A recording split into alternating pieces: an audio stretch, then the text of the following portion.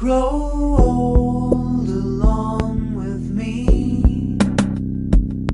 The best is yet to be. When our time is come,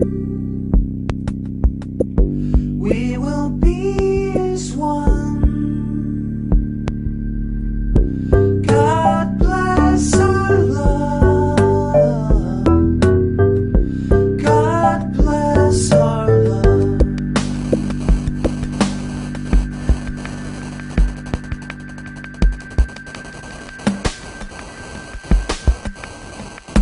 Grow old along with me. Two branches of one tree. Yo los quiero invitar rápidamente a que podamos abrir nuestras Biblias en el libro del Cantar de los Cantares, que es lo que hemos estado nosotros estudiando durante este último tiempo. Vamos a estar leyendo en el capítulo 6, desde el versículo 11, vamos a pasar al capítulo 7, vamos a leer hasta el versículo 10 del capítulo 7. ¿Ya? Por lo tanto, vamos a leer desde el 6:11 hasta el 7:10.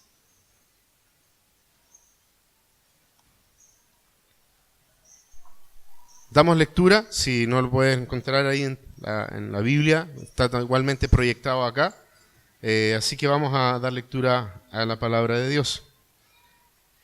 Dice así: Descendí al huerto de los nogales para admirar los nuevos brotes en el valle, para admirar los retoños de las vides y los granados en flor. Sin darme cuenta, mi pasión me puso entre las carrozas reales de mi pueblo.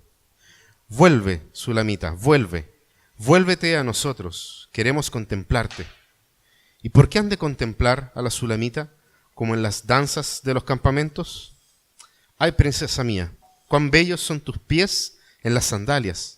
Las curvas de tus caderas son como alhajas, labradas por hábil artesano. Tu ombligo es una copa redonda, rebosante de buen vino. Tu vientre es un monte de trigo rodeado de azucenas. Tus pechos parecen dos cervatillos, dos crías mellizas de gacela. Tu cuello parece torre de marfil. Tus ojos son los manantiales de Esbón, junto a las entradas de Bat Rabín. Tu nariz se asemeja a la torre del Líbano, que mira hacia Damasco. Tu cabeza se yergue como la cumbre del Carmelo. Hilos de púrpura son tus cabellos. Con tus rizos has cautivado al rey. Cuán bella eres, amor mío. Cuán encantadora, en tus delicias. Tu talle se asemeja al talle de la palmera y tus pechos son a sus racimos, Me dije, me treparé a la palmera, de sus racimos me adueñaré. Sean tus pechos como racimos de uva, tu aliento cual fragancia de manzanas, y como el buen vino tu boca. Corra el vino hacia mi amado, y resbale por labios y dientes. Yo soy de mi amado, y él me busca con pasión. Vamos a orar. Padre Celestial, te damos gracias una vez más por permitirnos acercarnos a tu palabra. Señor, detrás de esto hay años, Señor, de historia de traducción bíblica que nos permiten a nosotros, en nuestro propio idioma, acercarnos a ella para poder desde ella aprender y depender también de lo que tú nos revelas en ella. Creemos, Dios amado, que así como tu Espíritu inspiró a quien escribió esto, Salomón, tu Espíritu, Señor, nos iluminará para poder nosotros también extraer de ella todo el valor que tu palabra tiene diariamente y hasta que tú vuelas por segunda vez. Oramos, Dios, con esa seguridad en el corazón. En el nombre de Cristo Jesús. Amén.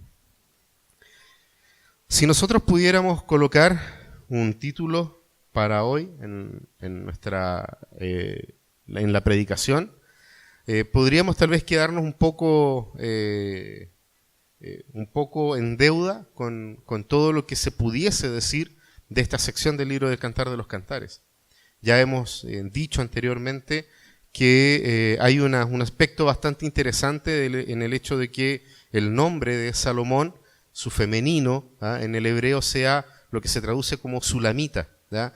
manifestando con esto Salomón una historia, que es la que está desarrollando en forma de poesía, de cómo debería ser efectivamente el matrimonio en el diseño de Dios, cómo Dios estableció el matrimonio, y de esa forma entonces Salomón, tal vez sin usar a una persona en particular, a una mujer, recordemos que Salomón tuvo muchas mujeres y el libro en particular él lo escribe al final de sus tiempos, al final de sus días, manifestando con esto algo bien particular. Nosotros leemos el libro de Proverbios y nos damos cuenta de que todo lo que Salomón dice entonces en el libro del Cantar de los Cantares está primeramente sujeto a lo que él muestra en el libro de Proverbios, resumiendo de una u otra forma de que todas las cosas que él vivió, todas las experiencias que él tuvo, todos los desórdenes incluidos, todo su pecado e incluso las cosas que él hizo bien le fueron absolutamente nada. Y él entonces reflexiona en esto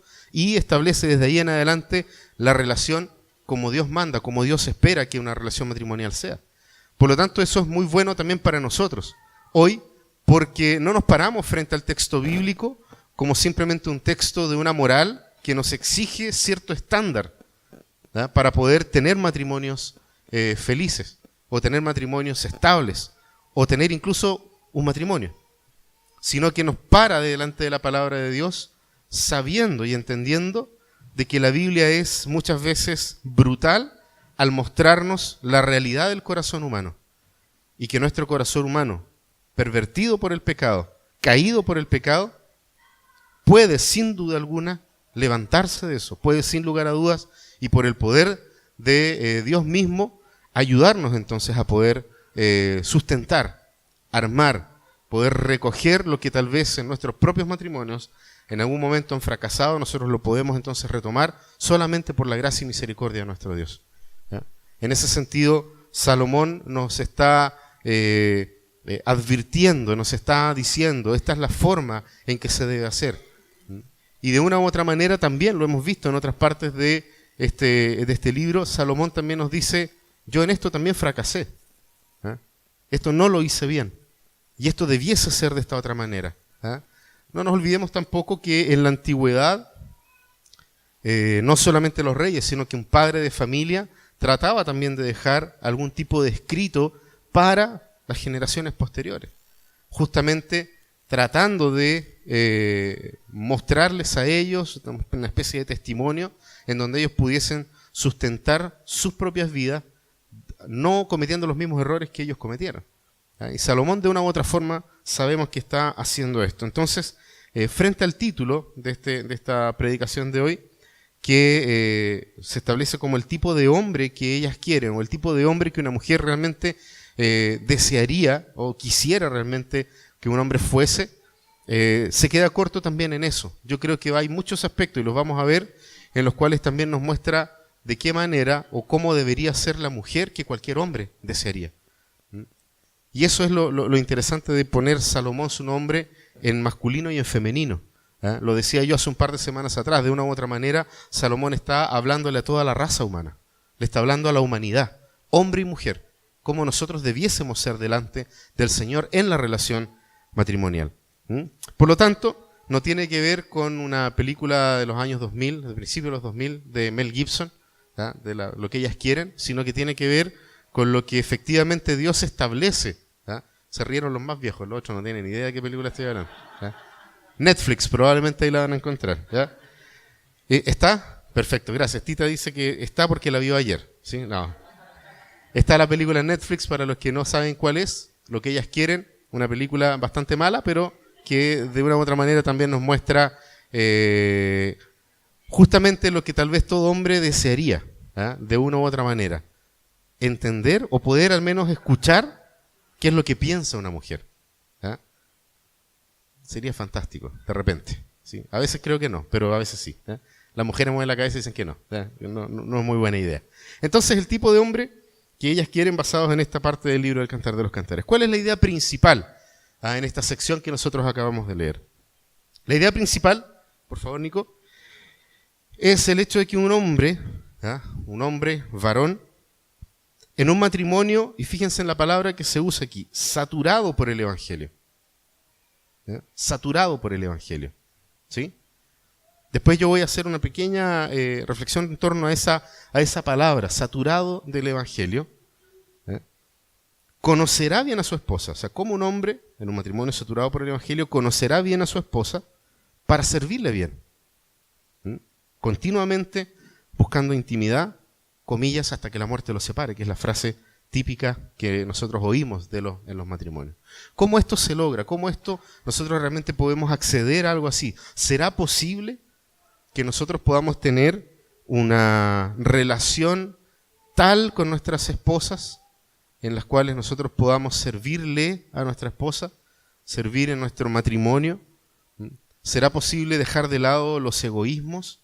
¿Será posible morir nosotros mismos? Y en el caso de las mujeres, morir nosotras mismas, para justamente poder servir mutuamente el uno al otro hasta que la muerte nos separe. Y ese es el punto. Esto es imposible si nosotros no estamos inmersos en el Evangelio de Jesucristo. De otra manera, podemos hacer mucho esfuerzo y nos vamos a dar cuenta que en algún minuto no vamos a poder, porque ni siquiera podemos los que, queriendo caminar con Dios, tratando de hacer incluso nuestros mejores esfuerzos, también fracasamos. Y por ese mismo motivo, los que estamos dentro de la iglesia no somos, bajo ningún aspecto, mejores que los que están fuera de ella. Ese es el llamado que vamos a ver aquí, cómo lo desarrolla Salomón y cómo nos lo va explicando. Y en el Cantar de los Cantares, nosotros vemos a este esposo que conoce a su esposa, que entiende a su esposa y que honra a su esposa. Eso nosotros también lo acabamos de ver en esta misma sección. Salomón entonces conoce a su esposa, entiende a su esposa y honra a su esposa. Ahí podríamos decir, fin, oremos, terminó la predicación. Porque eso es lo que nosotros vemos en el desarrollo del texto.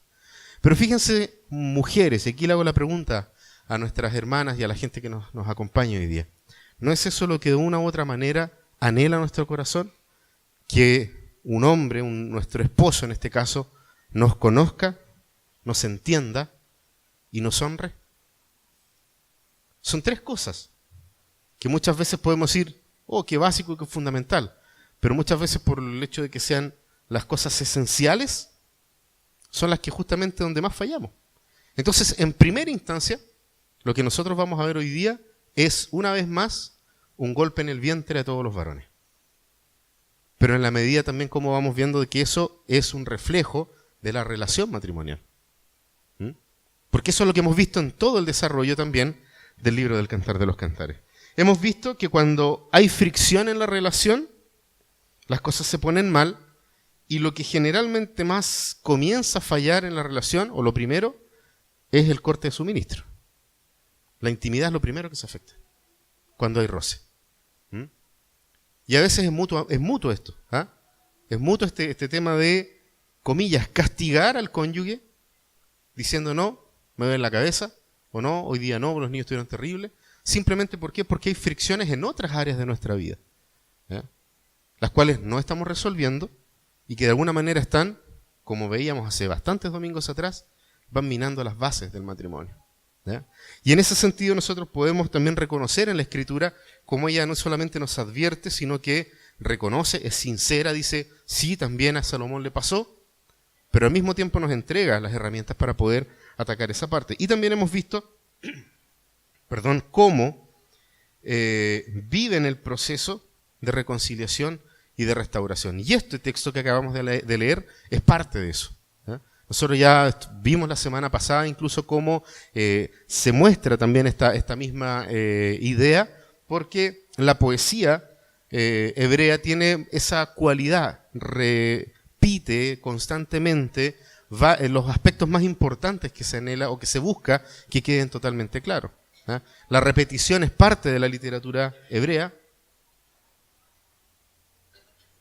y a veces da la impresión de que Salomón llega a ser majadero con algunas cosas, pero justamente esa es la idea. Salomón está tratando de colocar énfasis en algunos aspectos que son estrictamente necesarios para el fortalecimiento de la relación matrimonial.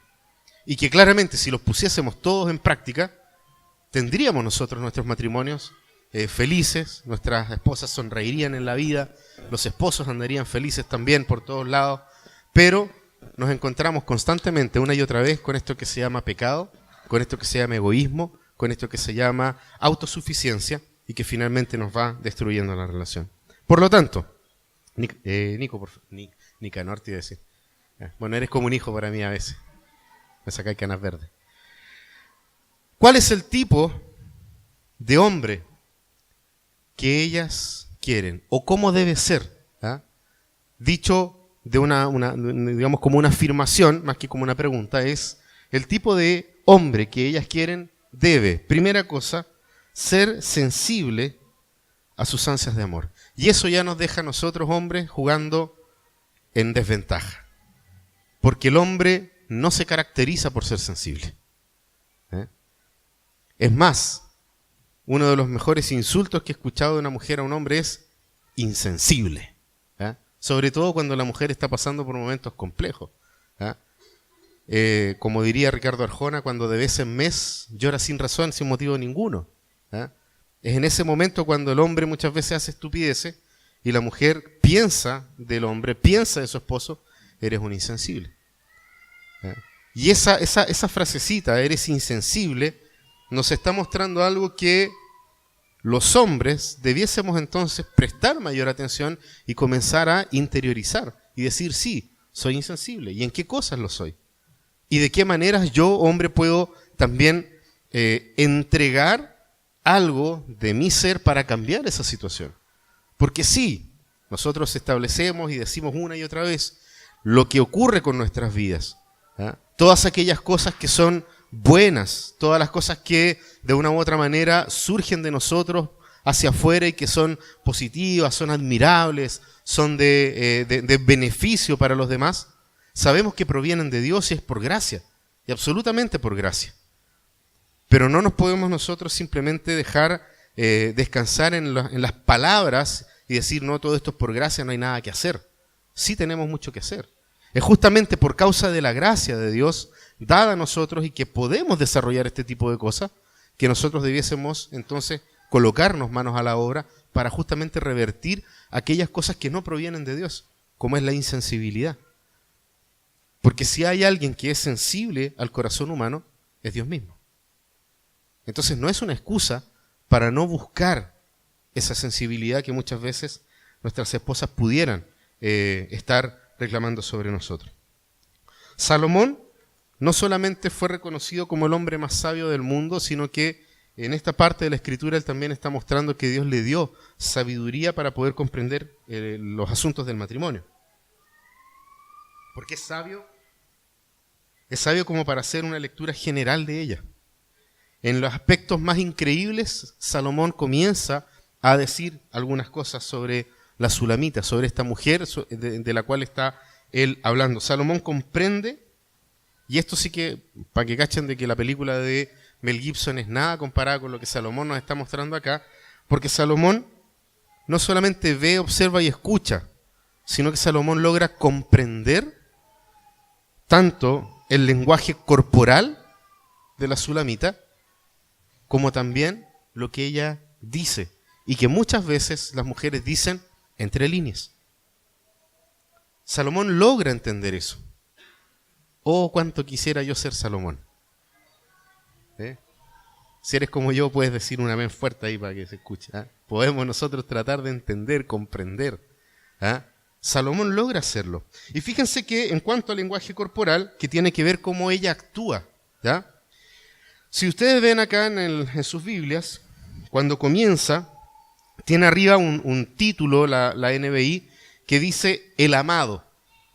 Y luego de eso desarrolla una idea. Descendía al huerto de los nogales para admirar los nuevos brotes en el valle, para admirar los retoños de las vides y los granados en flor. Hay otras traducciones de la Escritura que colocan estas palabras en bocas de la Sulamita. Y como la dificultad de probablemente todo el libro del Cantar de los Cantares es justamente cómo Salomón usa el nombre Salomón y Sulamita, que es femenino de Salomón, de maneras alternas. Entonces muchas veces cuesta realmente decir, esto lo dijo él, esto lo dijo ella. ¿Ya? Es complejo, no es algo que esté totalmente claro. Si ustedes revisan, por ejemplo, la traducción de la Reina Valera, ahí esas palabras se las asigna a la mujer. Y tiendo a quedarme con la posición de la Reina Valera en cuanto a que son palabras de ella. Es ella la que está hablando en este momento. ¿Por qué? Porque no nos olvidemos de que ellos venían de haber tenido un quiebre en la relación, en donde ella en primera instancia había dejado, ¿cierto?, a Salomón afuera de la casa, le cerró la puerta, no quería que entre, le dijo, no, está llegando a las 2 de la mañana, olvídalo, te cierro la puerta, pero después se conmueve, abre la puerta, sale a buscarlo, no lo encuentra. ¿Se acuerdan de toda esa parte? Si no, lo pueden buscar el video ahí en YouTube y lo van a poder ver igual. Vienen de esa situación y pasan luego a la situación en la cual Salomón aparece y comienza a hablarle y a generar nuevamente una relación con ella. ¿Ah? Vuelve como a recuperar, ¿ah? Es lo que hablábamos recién acá sobre el asunto de la reconciliación. Hemos ido viendo nosotros el proceso de reconciliación y restauración, de ellos como amantes, como esposos. ¿Ya? Entonces en esta parte, cuando nosotros lo leemos desde la Sulamita, desde la mujer, nosotros encontramos de que ella está actuando no solamente en lo que ella piensa, sino que lo interesante es cómo se usan los verbos acá. Y hay una acción. La Sulamita está tomando tomó ciertas decisiones frente a todo lo que ha ocurrido, y ella comienza a hacer algo que las mujeres, creo yo, que hacen con maravilloso esplendor. Son expertas en hacer esto. Y es el poder tantear el terreno del enemigo. De a poquitito. Las mujeres tienen esa capacidad de poder, a diferencia del hombre. La mujer habla entre líneas, el hombre no entiende. ¿Ah? Y es uno de los grandes motivos por los cuales, cuando no hay buena comunicación en el matrimonio, se generan los conflictos. ¿Ah? Pero la mujer tiene esa otra capacidad. El hombre, como habla, cuando el hombre dice sí, es sí. Cuando el hombre dice tal vez, es tal vez. Cuando el hombre dice yo también, significa te amo. Todo eso el hombre es básico para sus cuestiones. La mujer logra meterse justamente en este terreno y empieza ella a tantear si las cosas realmente están bien, que es lo que está pasando con la Sulamita acá. Fíjense que ella habla de varias cosas interesantes. Ella habla de que va hasta el huerto, admira los nuevos brotes del valle, admira los retoños de las vides. ¿Se acuerdan ustedes? Nunca nos olvidemos que en el libro del Cantar de los Cantares, la vid, el vino, tienen relación con la alegría que genera el matrimonio, con la alegría que debiese generarnos. Y ella está hablando aquí de que algo nuevo está ocurriendo. No sé si logran percibirlo. ¿Ya? Admirar los nuevos brotes, los retoños de las vides y los granadas en flor. La Sulamita, de una u otra manera, está buscando evidencias del amor que anteriormente Salomón le ha dicho. Porque no se queda simplemente con las palabras de Salomón. Porque ojo también ahí, los hombres son buenos comunicadores. Entonces podrían estar siendo simplemente palabras. Sin sensibilidad, sin amor real. Entonces, ¿qué hace la Sulamita? Empieza a tantear y dice, ¿será verdad de que aquí hay algo nuevo, evidentemente? ¿De que hubo un cambio de verdad? ¿De que efectivamente fui perdonada por el error que cometí? La Sulamita se mete en ese terreno de manera, digamos, paso a paso, de a poco, tratando con esto de justamente percibir lo que está ocurriendo, y en eso Salomón también logra verla y logra entender el mensaje que ella está diciendo entre líneas. ¿Será verdadero este cariño? ¿Será verdadero este amor? ¿Cómo ella actúa? ¿Cómo ella se está desenvolviendo? El lenguaje del cuerpo, cómo ella está acercándose a él. ¿Ah? Es cuando en el matrimonio pelearon, se fueron a dormir peleados, espalda con espalda, y a medianoche sentí una patita por la pierna. ¿Ah? Es eso, es cachar un poco de cómo está el ambiente. ¿Ah? La Sulamita, como buena mujer, también está haciendo eso. Está buscando, está tanteando el terreno para poder ver si efectivamente esto está así. Pero hay algo también que va un poco más allá y que tiene que ver con lo que constantemente el matrimonio, la Sulamita y Salomón, manifiestan de esto. Siempre ellos dicen de que esto es como un huerto, de que el matrimonio es como un huerto. Y en ese aspecto, entonces, la gran pregunta que se está haciendo la Sulamita por detrás es, ¿estará realmente restaurado, nuestro jardín, nuestro Edén, ese lugar en donde nosotros podemos estar desnudos el uno al otro sin ocultarnos nada? ¿Estará realmente restaurado ese lugar? Y entonces, ¿qué hace ella? Lo dice súper claro. Descendí para admirar, para ver si es que estaban realmente las viñedos en flor, para ver cómo estaban los granados en flor, para poder observar si realmente era el tiempo de lo nuevo, si era el tiempo realmente de la restauración de estas cosas. ¿Ya? Y en eso, cuando nosotros vemos aquí, aquí aparece una fruta nueva, ¿ah? Dentro de todas las otras frutas que nos ha mostrado el Cantar de los Cantares, bueno, sí hubo alguna referencia por ahí, pero son las granadas. ¿Ya? Las granadas, ustedes las conocen, se abren, tienen adentro pepitas que tienen esta vaina, ¿cierto?, que envuelve el jugo rojo que sale de ellas. Las granadas se mencionan en la Biblia en algunas ocasiones. ¿Ah? Por ejemplo, las vestimentas de la gente que trabajaba en el templo tenían diseños de granada, ¿sí? Y también los pilares del templo de Salomón tenían, así como estos adornos que están acá, tenían dentro de sus adornos, tenían también granadas, ¿ah? Pero eran granadas azules, una cuestión media rara que a Dios se le ocurrió, pero a Dios se le ocurrió de que esas granadas en particular, siendo las otras rojas, estarán azules. ¿Por qué? Tema de él es el creador, es el máximo artista de todo el universo, así que se le antojó que esas sean azules y así fueron. Las granadas aparecen y fíjense que son un fruto súper importante para los israelitas.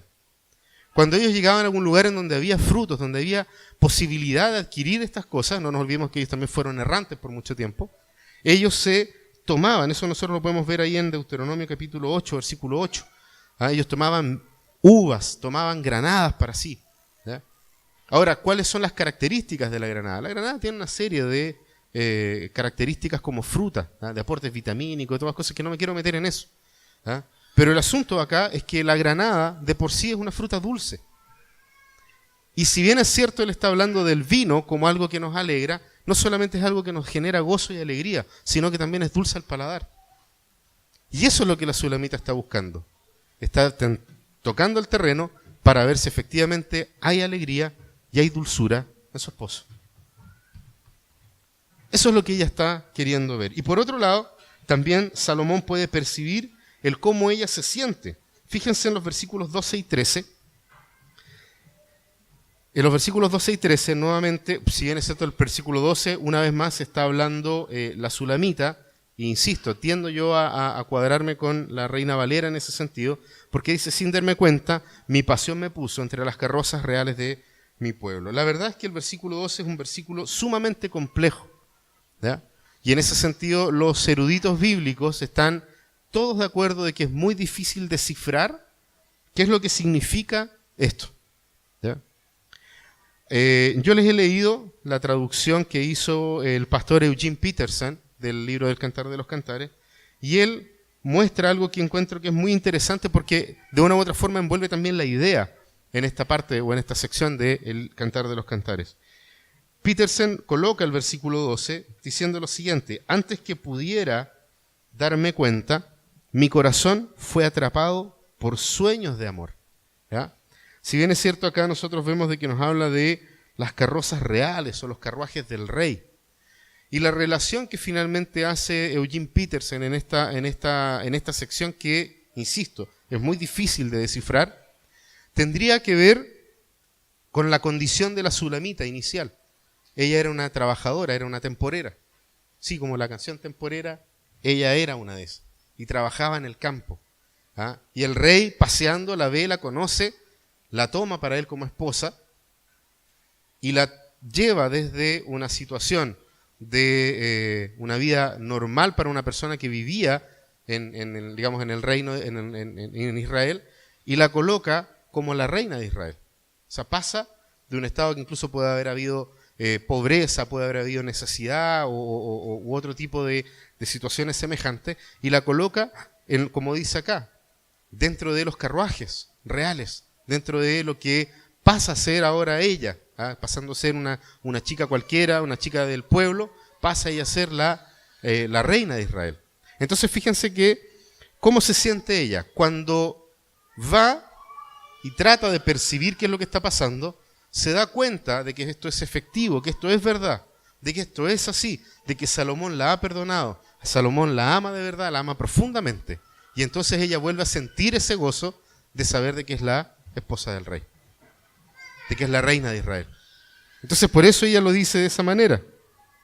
Fíjense que dice, sin darme cuenta, mi pasión, todo el amor, todo lo que ella ya había hecho, el afecto que le tenía a Salomón y todo lo demás, me han puesto sobre las carrozas reales de mi pueblo. Ella se siente en este minuto aceptada, se siente en este minuto total y absolutamente perdonada. Y eso tendría mucho sentido con lo que sigue después. ¿Por qué? Porque varios han elogiado la belleza de la sulamita, pero el elogio que realmente importa es el elogio de su esposo. Es lo que Salomón va a decir de ella ahora. Es lo que Salomón quiere plantear a ella. Es lo que Salomón quiere que ella vuelva a escuchar por tercera vez. Es lo que Salomón realmente necesita que la sulamita entienda. Y eso nosotros lo vemos en la siguiente parte. O sea, tenemos nosotros que el tipo de hombre que ellas quieren debe ser sensible a sus ansias de amor, ser sensible en todo aspecto de la palabra, tanto en todo lo que ella hace, en cómo ella se mueve, en cómo ella se desenvuelve, y también en cómo ella se siente. Sensibilidad para ello. Y ahí está la primera gran tarea que cada uno de nosotros, hombres, esposos, tenemos respecto a nuestras esposas. ¿Eh? Y ya es una tarea no menor. Tratar de ser sensibles a lo que ocurre con nuestras esposas. Pero el tipo de hombre que ellas quieren también debe crecer en el conocimiento de ella. Y aquí probablemente nosotros nos enfrentamos a algo que podría costarnos mucho a los varones, a los hombres. Los hombres tenemos una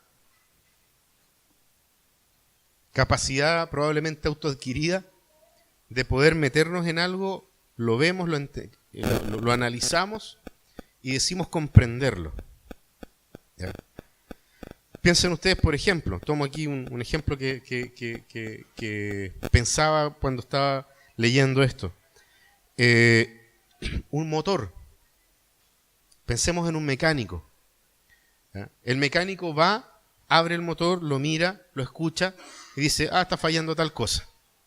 Toma sus herramientas, abre, pum, saca, cambia, cierra, impecable. Sigue funcionando súper bien. ¿Por qué? Porque conoce.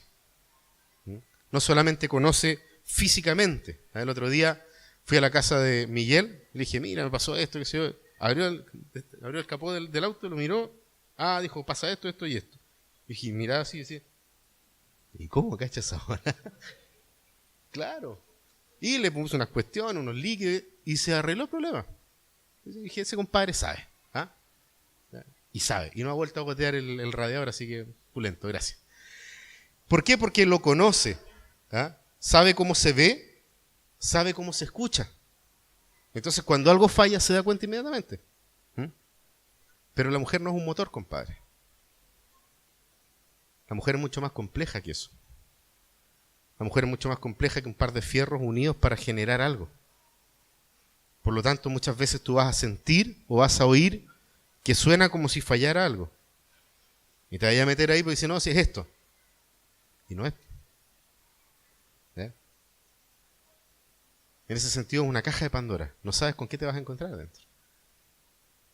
Pero fíjense que Salomón sí nos está invitando a eso. A poder ser sensibles para poder también crecer en el conocimiento de ella. ¿Por qué? Porque así como tú, tu esposa también va desarrollando su intelecto en el camino en que caminan juntos. También va creciendo su capacidad de ver las cosas distintas caminando junto a ti. Tu esposa también va cambiando físicamente mientras camina junto a ti. Entonces no puedes pretender de que funcione como el primer día. O sea, no por regalarle un clavel vaya a lograrle que conseguí hace 20 años atrás. No, y no es porque quieran más cosas, y de repente tenemos esa idea absurda en la cabeza, de que las mujeres siempre quieren más. No, loco, camina contigo. Tú tampoco te conformás con una promo de Ron Minchans con Coca-Cola. O peor aún, ¿de cuánto es el otro? Un Ron Silver. a Lucas. Ya no te conformáis con esas cosas. Porque vamos caminando, vamos creciendo en muchos aspectos. Ya no te vas a conformar tal vez con vestirte de una manera. Te vas a querer vestir de otra. Y así coloca cada área de tu vida frente a esta misma relación. Y date cuenta de que tu esposa camina junto contigo, crece junto contigo, va cambiando su forma de pensar. Puede cambiar su forma política de pensar, puede cambiar su forma espiritual de ver las cosas, puede cambiar muchas cosas. ¿Por qué? Porque somos seres humanos y vamos desarrollándonos juntos en el camino que caminamos como esposo y esposa. Por lo tanto, aquel hombre que crece junto con su mujer, que crece en el conocimiento de ella, es aquel hombre que la mujer realmente va a querer tener a su lado. Y fíjense en cómo lo plantea Salomón. Es la tercera vez que él la describe físicamente. Ya lo hizo en el capítulo 4, en los versículos 1 al 6, lo hizo nuevamente en el capítulo 6, de los versos 4 al 20. Esta es la tercera vez que Salomón la describe físicamente. Y aquí es lo interesante. Salomón en este minuto la está observando desnuda. La está describiendo en su desnudez. La está describiendo de manera tal que él justamente está verbalizando los atributos físicos que su esposa tiene. Pero lo hace después de un pequeño paréntesis que aparece ahí y que de nuevo a veces como que cuesta encajar estas cosas por el desarrollo de la poesía hebrea, además que es poesía hebrea antigua, o sea, es súper difícil poder tratar de percibir bien lo que se está diciendo. Fíjense en el versículo 13 del capítulo 6. Vuelve, Sulamita, vuélvete a nosotros, queremos contemplarte. ¿Sí? Lo que está ocurriendo acá, no nos olvidemos de que habíamos visto también antes que la reconciliación tenía que también ser pública. ¿Eh? Cuando las cosas estaban mal, después es bueno que nos puedan ver bien. La Sulamita sale, le dice a las mujeres, si lo ven por ahí, díganle que lo amo. Él también dice, no, díganle que es hermosa. Hay una cuestión también comunitaria en esto. ¿Ya? Y en este caso acá no está muy lejos de aquello. ¿Por qué? Porque la gente que ya conoce esta historia, de una u otra forma mete la cuchara y también opina. ¿Ah? Entonces ellos dicen, la Sulamita está en esta búsqueda, en esta tentativa, está viendo si realmente la cosa está funcionando y le dicen, no, ven, queremos todos contemplarte. Y es más, hay una parte acá de lo que dice en el versículo siguiente, que es en el capítulo 7, versículo 1, le dice, ay, princesa mía, cuán bellos son tus pies en las sandalias. Anterior a eso, la pregunta que hace él, ¿ya? La gente, entonces, los amigos de Salomón le dicen, vuelve, queremos contemplarte.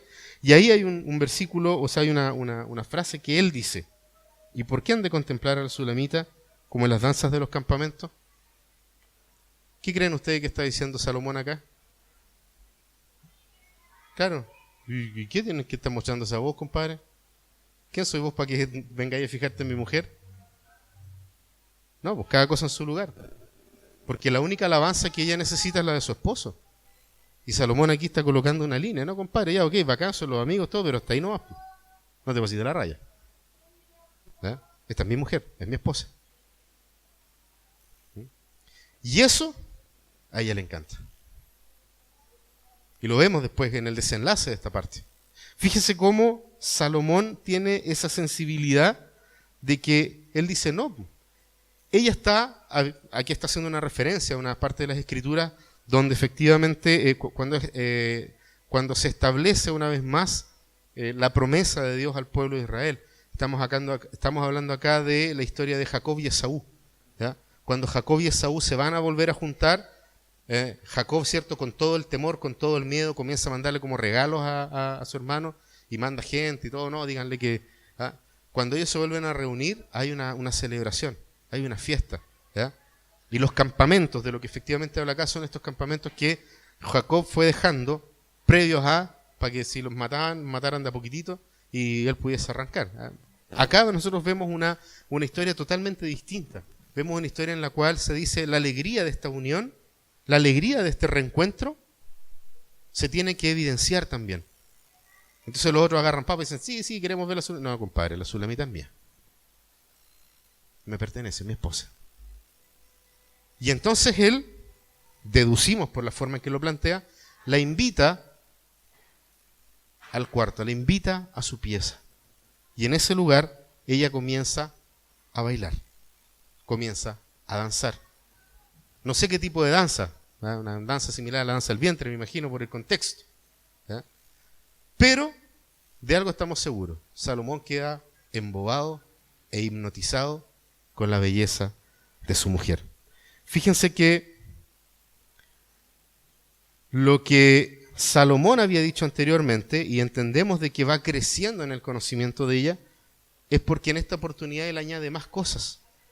Y estas cosas que él añade son de bendición para el corazón de ella. Las cosas que Salomón va descubriendo en el camino de su esposa y que ahora se las manifiesta y se las dice, bendicen el corazón de su esposa. Ahora veamos cuáles cosas son. Salomón destaca 10 aspectos de su belleza. Primero, sus pies. Pero es interesante de que Salomón se haya fijado en el calzado.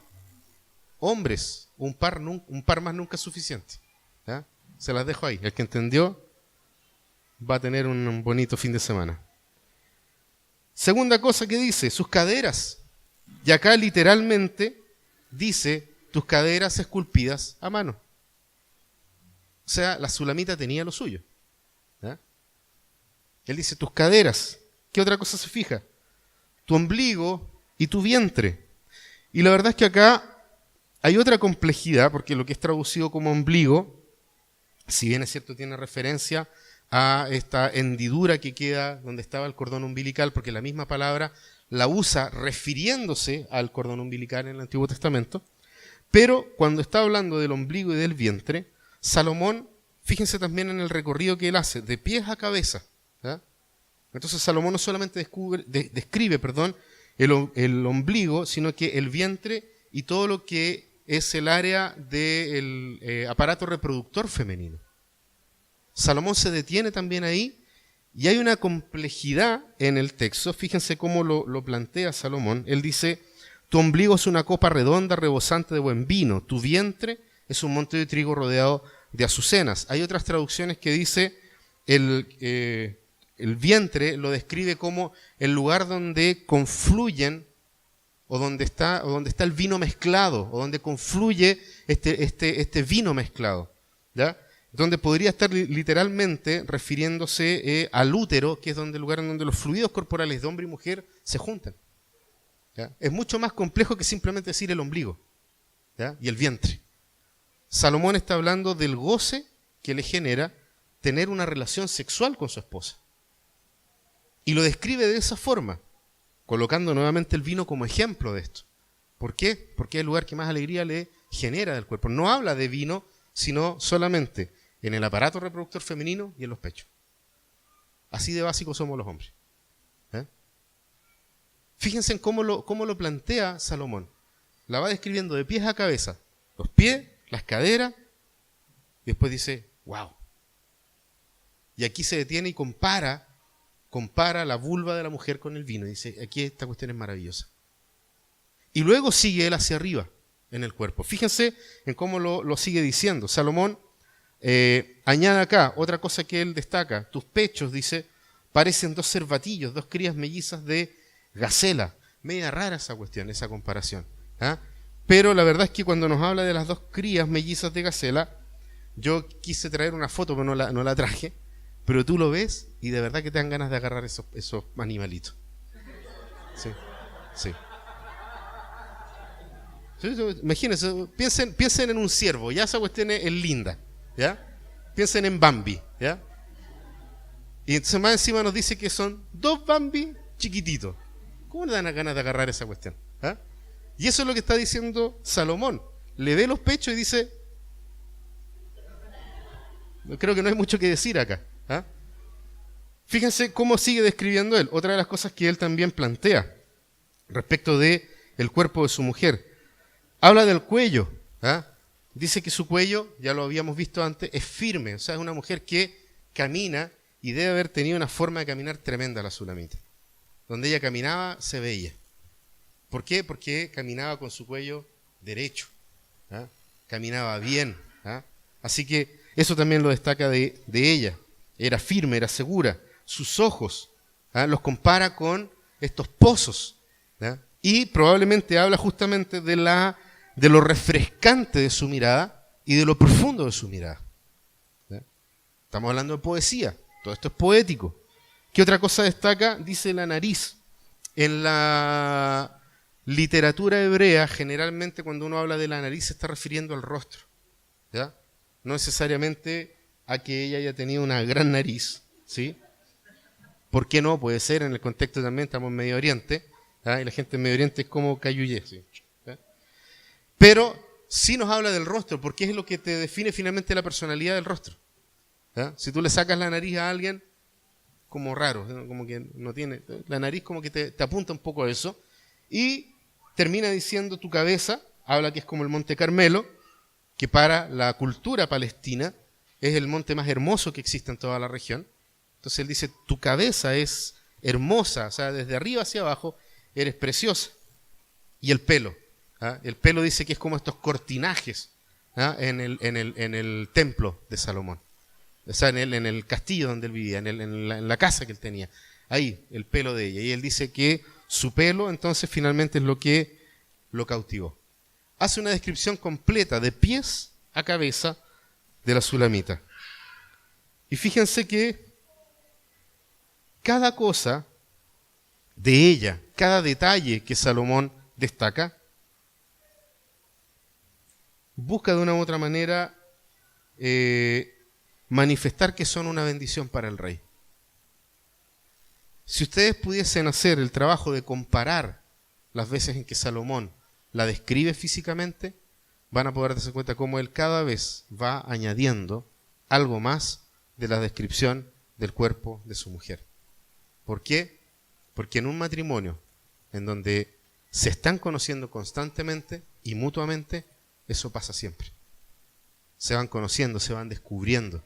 Porque, insisto, tu mujer no es un motor que siempre va a funcionar de la misma forma. Se desarrolla y se desenvuelve, y entonces Salomón nos está diciendo con esto, prestemos atención a ello. Y por último, también debe ser apasionado en buscarla, que son los versículos 7 al 10. Lo hemos mencionado antes y lo pueden buscar ustedes en internet también. Hay una serie de estudios que muestra justamente que la relación sexual se disfruta, se goza mucho más cuando tú tienes una relación monógama y comprometida con una persona, o sea, dentro del matrimonio. Cuando se han hecho investigaciones al respecto, vuelven al mismo tema y vuelven a hacerlo y vuelven al mismo tema. La relación sexual se disfruta mejor dentro del matrimonio. Por lo tanto, cualquier búsqueda por fuera no solamente nos va a traer angustia, sino que también va a traer un profundo dolor en el mismo matrimonio. Ahora, fíjense que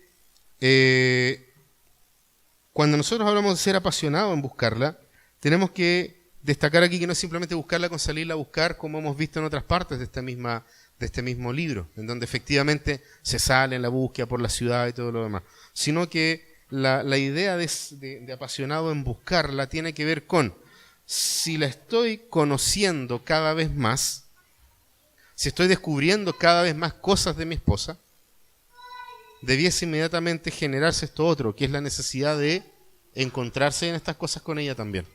A eso se refiere con buscarla. ¿Cómo lo plantea Salomón? Él dice acá, desde el 7 al 10, tu talla se asemeja al talle de la palmera y tus pechos a sus racimos. Me dije, me treparé en la palmera de sus racimos y de sus racimos, me adueñaré. Sean tus pechos como racimos de uva, tu aliento cual fragancia de manzanas y como el buen vino tu boca. Y ahí entonces ella cierra y dice, corre el vino hacia mi amado y le resbale por labios y dientes, yo soy de mi amado y él me busca con pasión. Ahí yo creo que queda mucho más clara la idea de esta búsqueda, ¿ya? Ella parte diciendo algo, tanteando el terreno, él la vuelve a describir, le vuelve a decir, eres lo que me genera alegría, gozo, pasión, todo lo demás, y entonces ahora ellos vienen y se encuentran una vez más dentro del matrimonio. Y esta dinámica es algo que debe ser constante en nuestra relación matrimonial.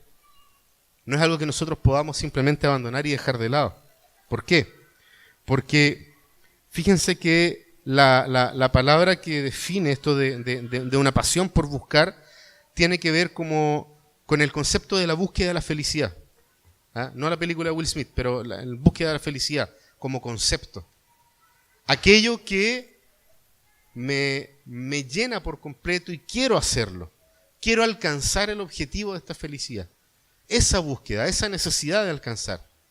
Y claramente para la Sulamita, como lo expresa ella al final, está queriendo decir con esto la necesidad de que los hombres sean también así. Que no dejen de buscar, que no dejen de conocer, que no dejen de acercarse a su esposa, que no deje de buscarla, de poder sentirla, de poder tocarla, de poder desearla una y mil veces. Hacia allá nos está apuntando Salomón, porque toda la descripción que hace, si bien es cierto, es muy erótica la descripción que hace Salomón, pero él lo que está haciendo con esta descripción es expresar primeramente su deseo hacia ella. Y entendemos a través de todo lo que hemos visto, no solamente en estos versículos, de que el deseo no solamente es el deseo sexual, sino que es el deseo de compartir, el deseo de intimidad, de la intimidad que va más allá del coito, de la intimidad de la pareja, de la relación de los esposos. Eso como primera cosa. Y segundo, recibiendo su afecto hacia ti. Y aquí, por favor, hombres, tengamos también esa sensibilidad. Porque muchas veces simplemente, tratamos, hacemos nuestro mejor esfuerzo, entregamos, damos, pero a la hora que nuestras esposas nos quieren dar a nosotros algo, nosotros nos sentimos raros y tendemos muchas veces a rechazar actos de bondad de nuestra esposa hacia nosotros. Y eso tampoco está bien. A eso también Dios nos está pidiendo, no debe ser. Dejarse ser querido.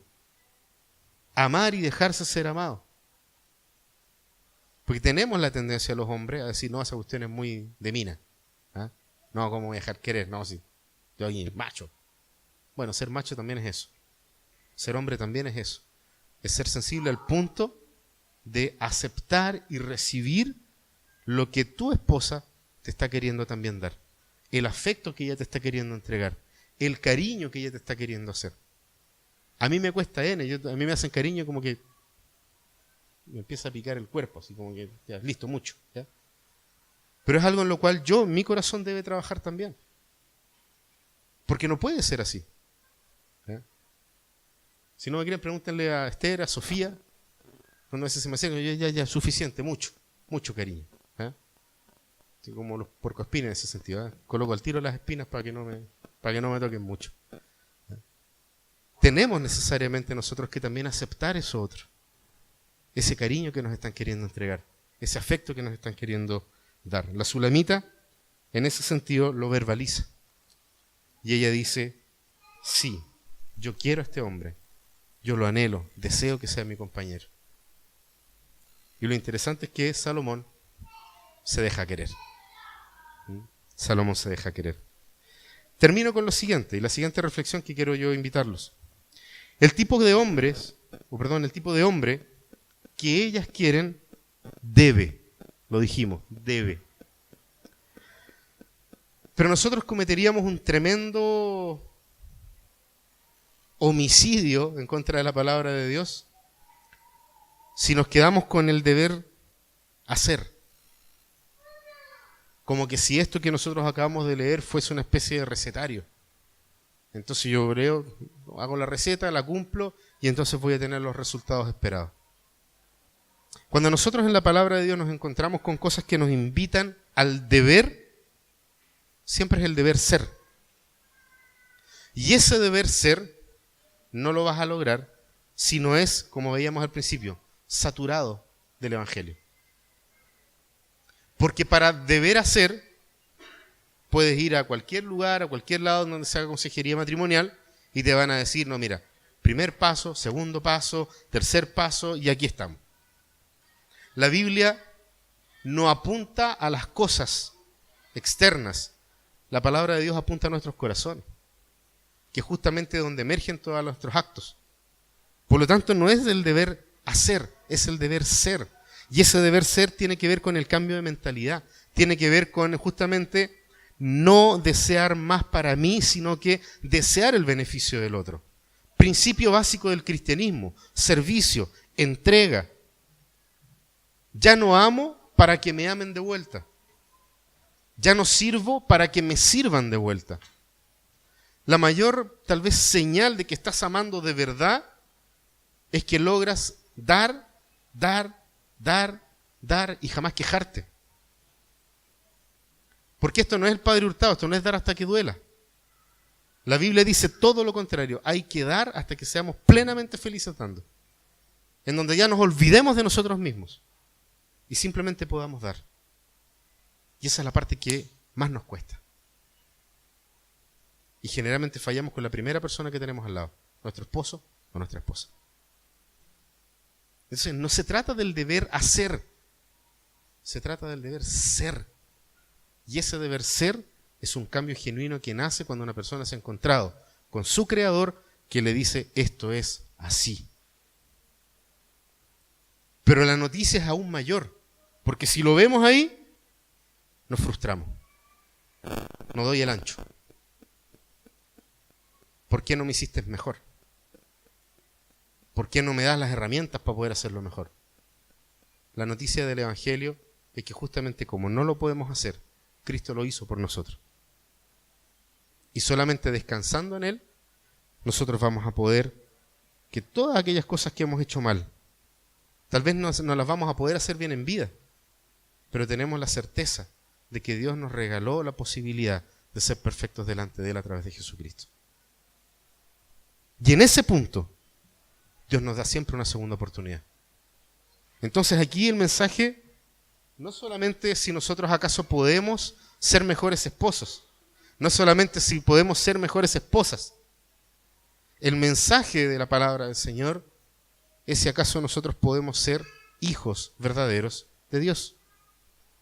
Porque en ello nosotros nos vamos a conectar con el ser los esposos que Dios quiere que seamos. Nos vamos a poder conectar con la esposa que Dios quiere que tú seas. Vamos a poder ser el matrimonio que Dios quiere que seamos. Pero si no estamos cerca de Él, van a ser tumbo tras tumbo. No lo vamos a lograr.